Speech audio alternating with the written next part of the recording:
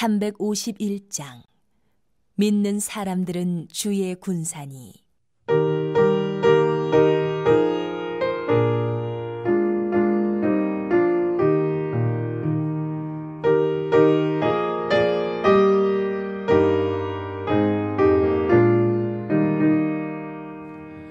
믿는 사람들은 주의 군사니. 앞서가신 주를 따라갑시다. 우리 대장 예수 길을 달고서 적전하는 곳에 가신 것 보라. 믿는 사람들은 주의 군사니. 앞서가신 주를 따라갑시다. 원수마귀 모두 쫓겨가기는 예수 이름 두고 겁이 남이라. 우리 찬송 듣고 지옥 달리니 형제들아 주를 찬송합시다. 믿는 사람들은 주의 군사니. 앞서가신 주를 따라갑시다.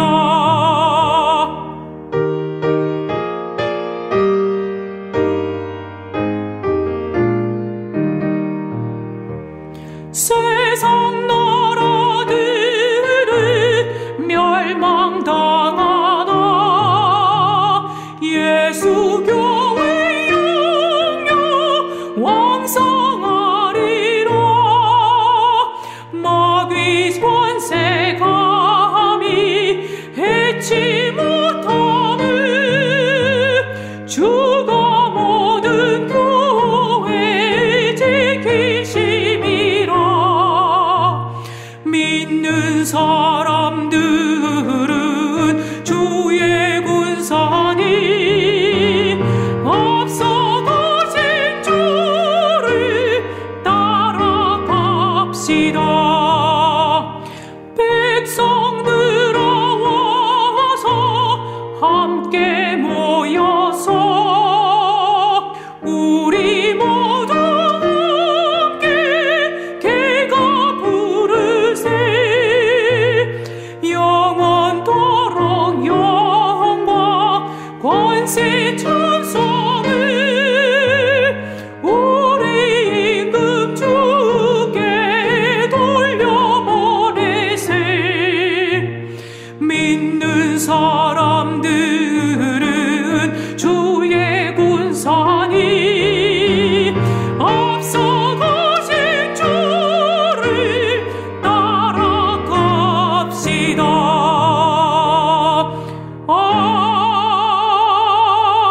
아멘.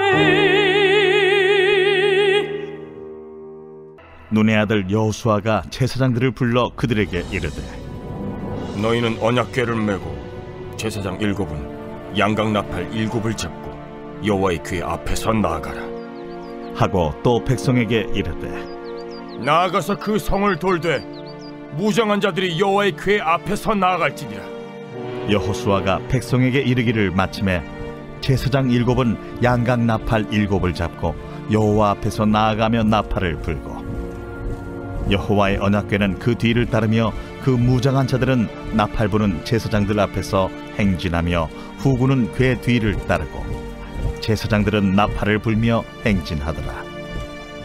여호수아가 백성에게 명령하여 이르되, 너희는 외치지 말며 너희 음성을 들리게 하지 말며 너희 입에서 아무 말도 내지 말라. 그리하다가 내가 너희에게 명령하여 외치라 하는 날에 외칠지니라. 하고 여호와의 궤가 그 성을 한 번 돌게 하고 그들이 진영으로 들어와서 진영에서 자니라. 또 여호수아가 아침에 일찍이 일어나니 제사장들이 여호와의 궤를 메고 제사장 7은 양각 나팔 7을 잡고 여호와의 궤 앞에서 계속 행진하며 나팔을 불고 무장한 자들은 그 앞에 행진하며 후군은 여호와의 궤 뒤를 따르고 제사장들은 나팔을 불며 행진하니라. 그 둘째 날에도 그 성을 한 번 돌고 진영으로 돌아오니라. 엿새 동안을 이같이 행하니라. 7째 날 새벽에 그들이 일찍이 일어나서 전과 같은 방식으로 그 성을 7번 도니 그 성을 7번 돌기는 그날뿐이었더라. 7번째에 제사장들이 나팔을 불 때에 여호수아가 백성에게 이르되 외치라! 여호와께서 너희에게 이 성을 주셨느니라. 이 성과 그 가운데 있는 모든 것은 여호와께 온전히 바치되 기생 라합과 그 집에 동거하는 자는 모두 살려주라. 이는 우리가 보낸 사자들을 그가 숨겨주었음이니라. 너희는 온전히 바치고 그 바친 것 중에서 어떤 것이든지 취하여 너희가 이스라엘 진영으로 바치는 것이 되게 하여 고통을 당하게 되지 아니하도록 오직 너희는 그 바친 물건에 손대지 말라. 은금과 동철기구들은 다 여호와께 구별될 것이니 그것을 여호와의 곳간에 드릴지니라. 이에 백성은 외치고 제사장들은 나팔을 불매 백성이 나팔 소리를 들을 때에 크게 소리질러 외치니 성벽이 무너져 내린지라. 백성이 각기 앞으로 나아가 그 성에 들어가서 그 성을 점령하고 그 성 안에 있는 모든 것을 온전히 바치되 남녀노소와 소와 양과 나귀를 칼날로 멸합니다.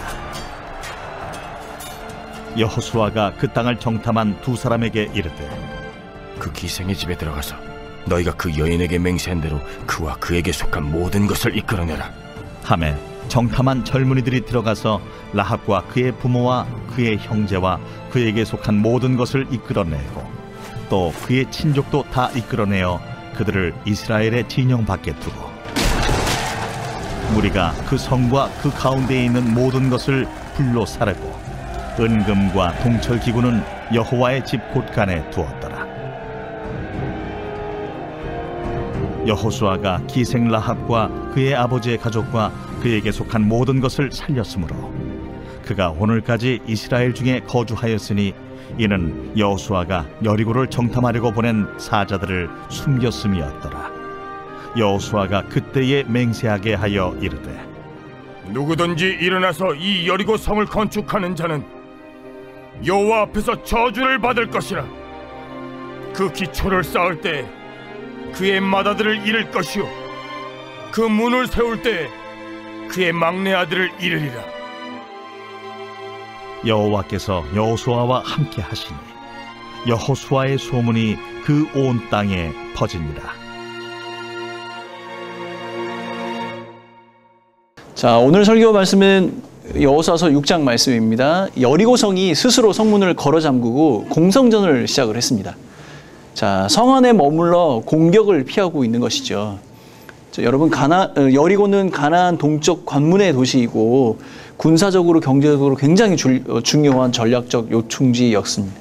이 성만 뚫리지 않으면 충분히 이 가나안 족속들이 이 전쟁에 승리할 수 있을 것이라고 생각을 했던 것이죠. 자, 3절 말씀입니다. 너희 모든 군사는 그 성을 둘러 성 주위를 매일 한 번씩 돌되 엿새 동안 그리하라. 자, 여러분, 일반적으로 이렇게 공성전, 성을 함락시키는 이러한 전쟁은 수비하는 쪽이 굉장히 유리합니다. 그래서 공격하는 측이 최소 3배 이상의 그 공격 인원이, 군사가 필요하죠. 자, 그런데 하나님께서 이 하나의 전략을 가르쳐 주십니다. 매일 한 바퀴씩 그 성을 돌고 마지막 날에는 7번째 날 7바퀴를 돌라고 말씀을 하시고 있습니다. 자, 사실 이 전략은 사람의 생각으로 이해할 수가 없는 것이죠. 합리적인 이유를 찾거나 어떤 과학적인 어떤 근거를 전혀 찾을 수가 없는 그런 방법입니다. 자, 그렇다면 여러분, 하나님께서 이렇게 말씀하셨다면 우리가 일반적으로 생각하고 있는 생각과 관점을 바꾸어야 한다는 말씀입니다. 자, 2절에서 여호와께서 여호수아에게 내가 여리고와 그 왕 용사를 넘겨주었으니 라고 말씀하고 있습니다.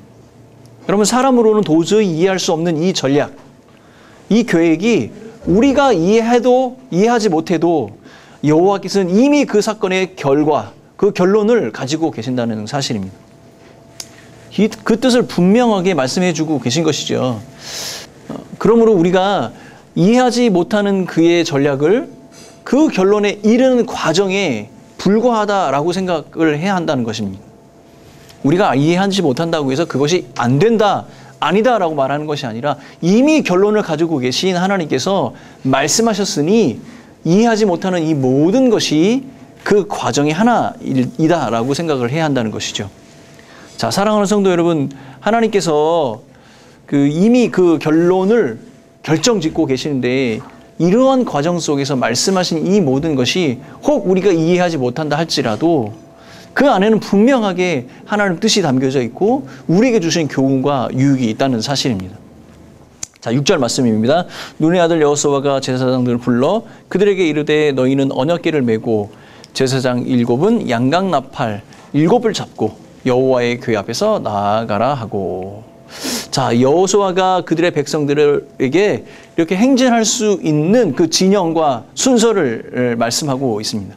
행진의 순서는 무장한 군사들이 앞에 서고 그 다음 7 양강나팔을 잡은 7 제사장이 따르고 그 뒤에 언약궤를 맨 제사장이 행진하고 그 뒤에는 후군들이 따르게 됩니다. 또 여호수아가 백성들에게 이렇게 말합니다. 외치지 말고 음성이 들리지 않게 하라라고 합니다. 입으로는 아무 말도 내지 말라고 합니다. 다만 그가 명령을 내릴 때 외치라고 말합니다. 성을 한 바퀴 도는 그 기준도 분명하게 이야기를 하고 있습니다. 성을 한 바퀴 도는 그 기준은 언약궤가, 여호와의 궤가 그 기준이 됩니다. 자, 11절 말씀입니다. 여호와의 궤가 그 성을 한 번 돌게 하고 그들이 진영으로 돌아와서 진영에서 자니라. 여러분, 행진할 때 가장 선두에 서 있는 사람들이 기준이 되는 것이 일반적이죠. 그러나 여리고를 향해 행진하는 백성들은 그 무장한 군사들이 기준이 아니라 그 무리와 함께 하고 있는 언약궤, 여호와의 궤가 그 성을 도는 것이 기준점이 되고 있는 겁니다. 여호와의 궤가 이 행진, 이 전략의 핵심, 중심이라는 것을 우리가 알 수 있게 되는 것이죠. 자, 여호와의 궤는 언약궤라고 불리는 이런 장방향의 상자입니다. 하나님은 모세에게 출애굽기 25장에서 언약궤를 만드는 방법을 가르쳐 주셨습니다. 조각목, 아카시아 나무로 만들되 안팎으로 금으로 도금을 하라고 말씀하셨고, 이 언약궤 뚜껑에는 양 옆에 서로 마주보는 날개를 펼치고 있는 두 그룹이 있었습니다. 언약궤 안에는 십계명을 새긴 두 돌판과 만나 항아리 그리고 아론의 지팡이를 그곳에 넣도록 했습니다. 그리고 이 언약궤는 성막의 가장 거룩한 곳인 지성소에 위치를 해 두었습니다. 이 지성소는 하나님과 만남의 장소이고 이곳은 하나님께서 자신의 뜻을 말씀하시고 가르쳐 주시는 곳이었습니다. 그래서 이 언약궤는 이스라엘 백성을 인도하는 하나님의 임재를 상징하는 것입니다. 언약궤가 이 성을 돌고 있다는 이야기는 그곳에 임재하신 하나님께서 그들과 함께 그것을 함께 돌고 계신다는 이야기죠. 자, 사람들의 기대와 이해에 부합하지 못하는 이 전략의 중심에는 언약궤가 있었고 그 언약궤에는 하나님께서 임재하고 계셨다는 것입니다. 사람들이 이해할 수 없는 이 전략은 여호와 하나님의 임재, 그 동행하심, 그것이 핵심, 그 중심이 된다는 겁니다. 자, 매일 아침 제사장들은 여호와의 언약궤를 메었습니다.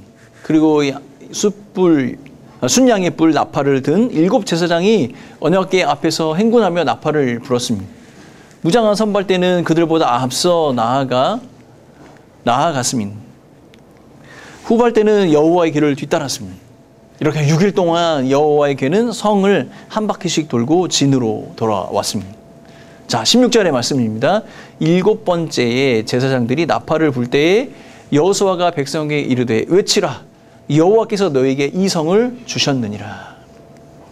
자, 그리고 7번째 되는 날은 7바퀴를 돌았습니다. 그리고 제사장들이 나팔을 불었습니다. 그 나팔 소리를 듣고서 백성이 일제히 큰 소리로 외치니 성벽이 무너져 내렸다고 기록하고 있습니다. 그리고 백성들은 일제히 그 성으로 진격하여 그 성을 점령하였습니다. 백성들은 성 안에 있는 사람들, 남자, 여자, 어른이나 아이를 가리지 않고 모두 전멸시켰고 희생 제물로 바치게 되었습니다. 소와 양이나 나귀까지도 말입니다.